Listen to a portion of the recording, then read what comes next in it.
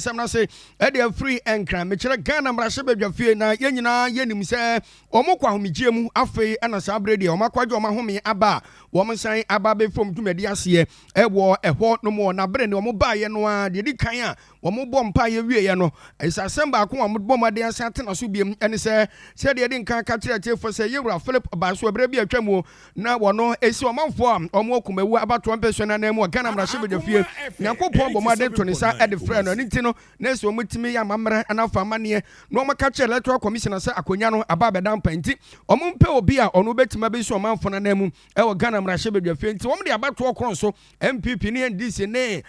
kwakudu afo mienu aso anamfa anoma ono de na no hwe baabi no to mo nipa nan na kwagina ye abato no kwa na wie ye no na yewura Ernest Yaw Anim ano ono kita franka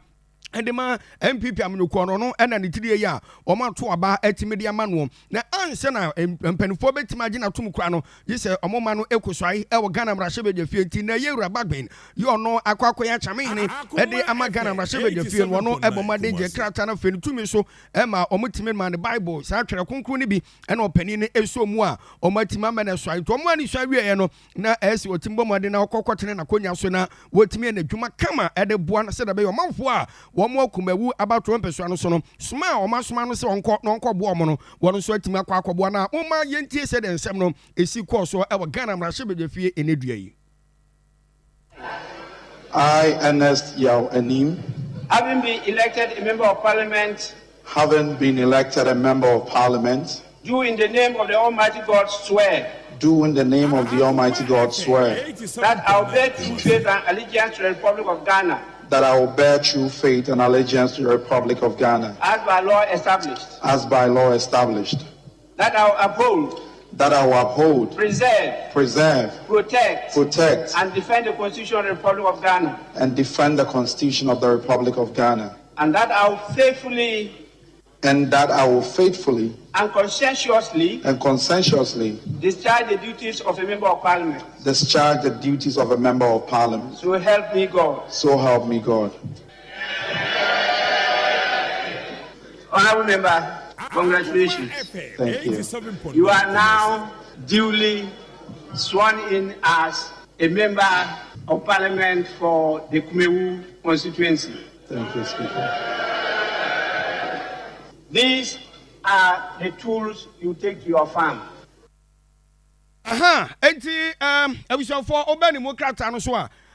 na eda honom no abra aya chamehene yewura bagben wabomade ana womo ema yewura Ernest Yanim woswai no kita Bible ene eduru ba bi kura na papa na te afa so ana eduru ba bi na baba si misi kan di machi na mo eduru ba bi na se Ernest Yaw Anim pese ono kura di baba Yanim so ho na se papa no ho pre no timi sa konya no tension wa mi akonya no dodo eduru ba bi na se open intentem na kwata se na nisu na ebri no kakro tension is that the first time ni nti no ho ba je onse eduru ba bi kwa na baba kura ka che ni se